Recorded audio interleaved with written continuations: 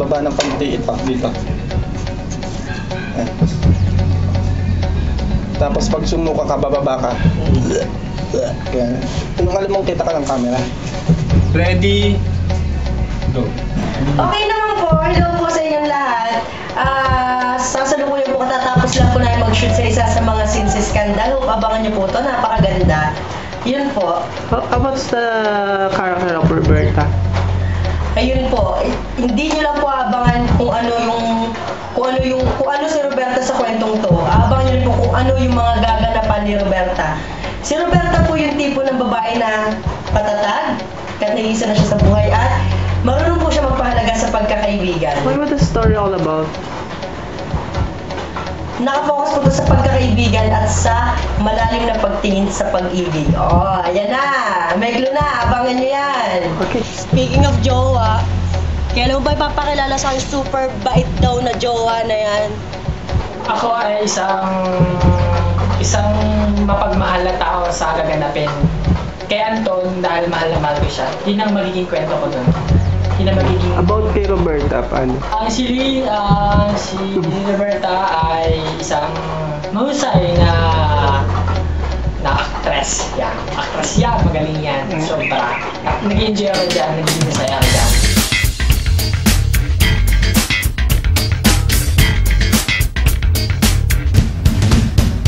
So, how about your leading man? Si JR. Ay, kinikilig pa ako hanggang ngayon. So, pag napanood niyo po yan, mas kikiligin kayo. Okay siya, masarap siyang kasama kahit po hindi sa harap ng camera. Napakabait po at napaka-gentleman. Ayun po. Okay, about the production. Production, okay din.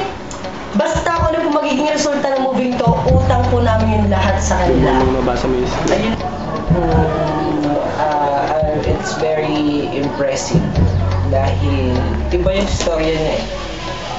Doon sa common na indie film. So, bilang Anton sa anong ginagampanan ni Anton bilang character sa Scandal? Si Anton, kumbaga parang siya yung tao na nung bata may nangyari sa kanyang masama na parang yun yung magiging way para maging bipolar or parang may sira sa ulo, parang gano'n. Kasi naalala, abangan niyo po si Anton,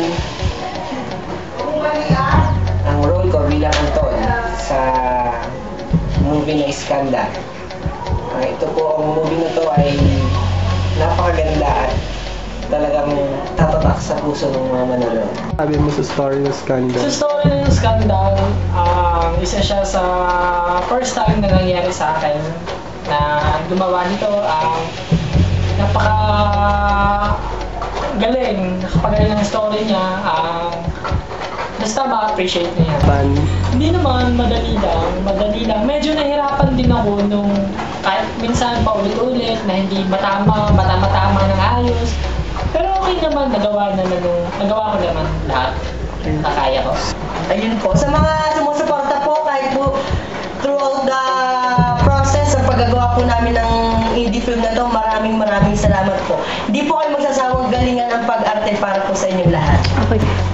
Yun nga po, dun po yung iikot sa yung mga gaganap po doon. Hindi po porke scandalist. Kung sino lang po yung lagi nakafocus sa camera, siya lang po yung may skandal. Lahat po kami pong tatlo, abangan nyo, lahat po kami natatarang skandal sa kanilang buhay. Yun po yung talagang kaabang-abang sa indie film. Naramdaman ko yung nagiging masaya ako na makita ng ibang tao na nakikita ako, natatawa sila. Parang natutuwa sila dahil alam nila. Basta masaya na makita ng tao. So, ng Scandal.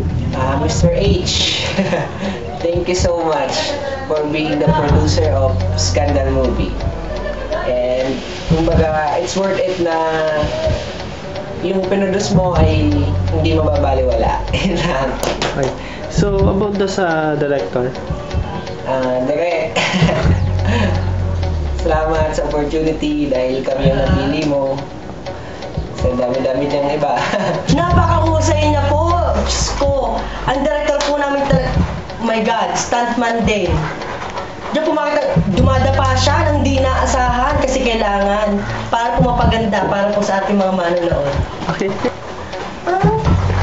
Nagpapasalamat po ako dahil alam ko po na hindi pa man po napapalabas tong skandal. Alam ko po, nag-aabang na po sila, nakapila na po sila ngayon. Oh. Ganun kaganda! Opo, at yung mga nakarap po namin videos, alam ko po, sobra po nilang hinangaan yun, sobra po nilang inabangan. What more itong skandal?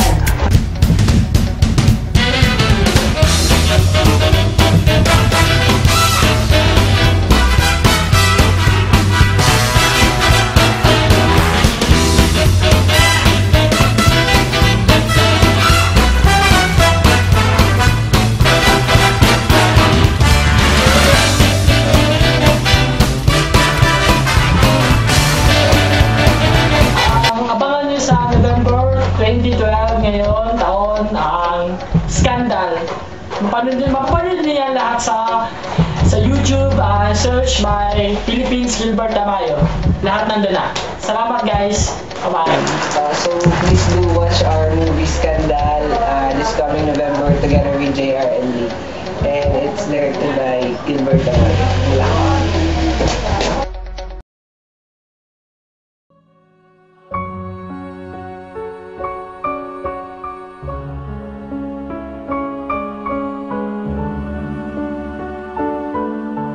Ito na nga ako. Sayo-sayo na ako.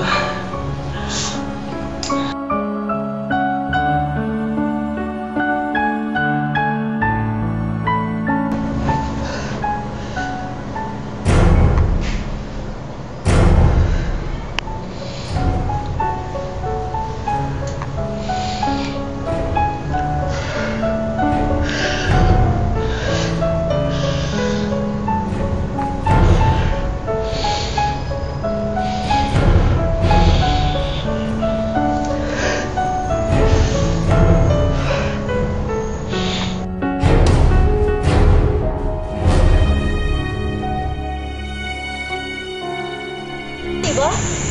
Ikaw din, baka mapag-iwanan ka, tumatanda na tayo. May ganun! May ganun! O sige, tara! Hanapin natin magiging ama ng mga yan.